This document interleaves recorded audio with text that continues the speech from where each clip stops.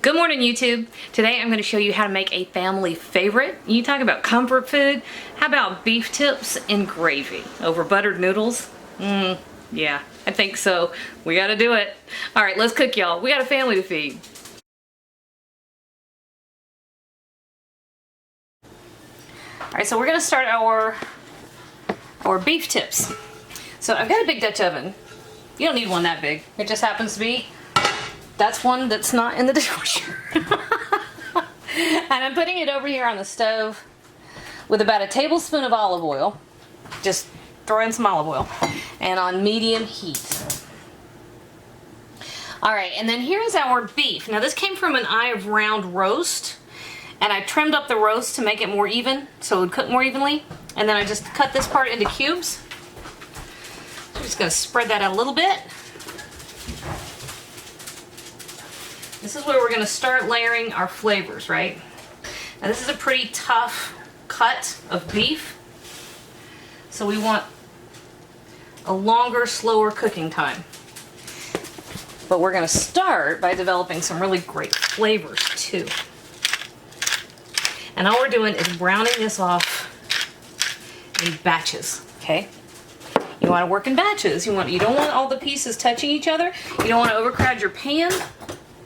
Otherwise, the pieces of beef won't brown, they'll steam. You won't get the development of flavor. Alright, so we're coming into our pot. Let me turn this guy around, hang on. There we go. There's some mushrooms we're going to use too. So, beef tips and gravy. But you know, just a dish developed to use up trimmed, oddball pieces of beef. And it turned out, of course, everybody's favorite part is the gravy. And gravy you can make out of anything. Now, in our case, we're kind of spoiled. We have a quart of beautiful homemade beef broth that I just did. Somewhere I have some cheap red wine. And then we're going to use mushrooms. And we're going to use our onion. We're going to use those to develop some flavor. Now at this point, this is all we're doing. Browning that beef. And then as it browns, we're just going to set it aside. Okay? Our beef has browned off. So into the same pan, that's where we browned our beef. Into the same pan, we've got 8 ounces of sliced mushrooms. And use whatever you want. I was lazy. I picked the ones that were already sliced. But that means that I didn't have a whole lot of choice.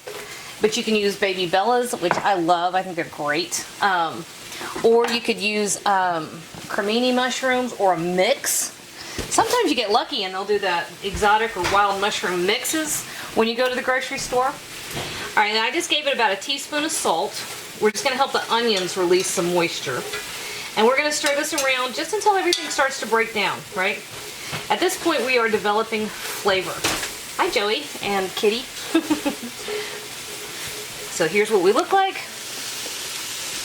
And this is going to form the basis of our gravy. All right, about 5 minutes. And you can see we've released a lot of liquid. I don't know, can you see that? You see it? Nope. You see it? You can see right here. You see all the bubbling? Okay. Now, we've also got lots of stuff on the bottom of our skillet, or our Dutch oven, rather. That's right. We've got cheap red wine. We're going to give it about half a cup. Yeah, you know what? Give it a cup. We want enough liquid that we're going to cover all of our ingredients. So, I give out a cup of red wine. And that's just a Pinot. I also use Burgundy, I like Merlot for these long, slow simmers. And put your beef back in there and drop in any of the juices that are like hanging out in your pot. Hey, can we stop with the piano for a minute, guys? Okay. A bunch of fresh thyme. Be generous with it. Great flavor in that. And our homemade beef broth. You can use canned. I'm not going to talk bad about you, but I happen to have some of the real thing. So that's what I'm using. And we have a little, that fat ring, it's in here and it's loose and it's floating, so I'm just going to pour so that the fat does not end up in our pan. And I'm adding not quite half of our quart just until your ingredients are covered, right? So here's what we're going to do. We're going to bring this up to a boil. We're going to turn it down to a simmer. And we're going to let that simmer for about 2 hours, okay? If we need to, we've got more beef broth to put in there. If we don't need it, we don't have to put it in there. But we are going to use the whole thing to make gravy because we have to cover. I just turned off my camera in the middle of talking. We have to have enough gravy to really cover all the goodness and to soak up some great buttery egg noodles. All right, I'm just looking. It's been about an hour. We keep it nice and low. I'm actually turning it down a little bit more. That's actually simmering harder than you want. Okay, so I turned it down a little bit more. We're gonna let it keep going. All right, another hour. We have cooked down. There's not a whole lot of liquid left in that, but that's okay. We're gonna fix it. For one thing, we have the rest of the quart of beef broth. Oh. Wait a minute. Whoops. All right, well, a little bit of the beef fat. Sorry about that. I forgot I was not going to do that. All right, so this is just going to come back up to temperature. And then we're going to get ready to thicken that gravy. A little bit of cornstarch. All right, here we go. Simmered for a bit. And then over here, I have buttered egg noodles. Okay. So, we have simmered for a while, okay, and our gravy, the flavor is stunning. Holy cow. However, it's not thick enough, so we gotta fix that. So, I've got, over here, about 3 tablespoons of cornstarch, and I just put some water on it. Wait a minute, let's see. That's it. So I'm just stirring this together, and we're going to add this to our hot liquid. Now you can do the same thing if you want to use flour. You can mash together equal parts butter and flour and add that to the hot liquid.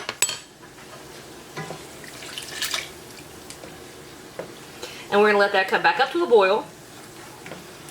Make sure that we're thickened nicely. All right. And we are about ready. Oh yeah, much better. See that? Perfect. All right, here we go. Let's taste. Okay. Noodles are great, but we're going to use a little bit, half a teaspoon of kosher salt. So you want all the elements seasoned well. And then stir and him together. Check out how easy this gets. All right, so we're going to get our plate.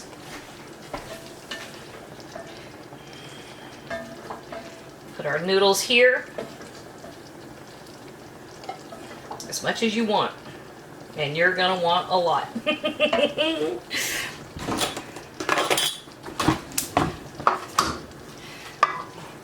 And then we're covering our noodles. If you come across a piece of thyme, just pull it out. No big deal.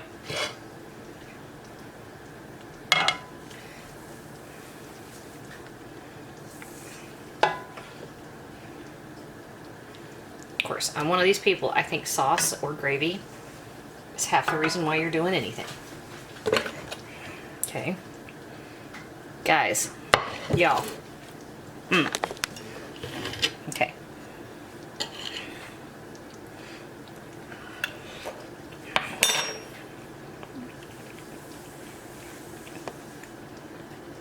Man, you gotta make this.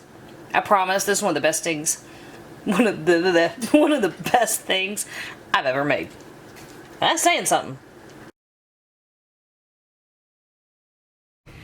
Hey YouTube, thanks for watching, and if you thought that video was helpful, do me a huge favor. Hit like, hit subscribe, hit the little bell so you get a notification whenever I post a new video. And if you have a second, hop on over to Patreon and check out how to support my channel even more. Again, thanks for watching.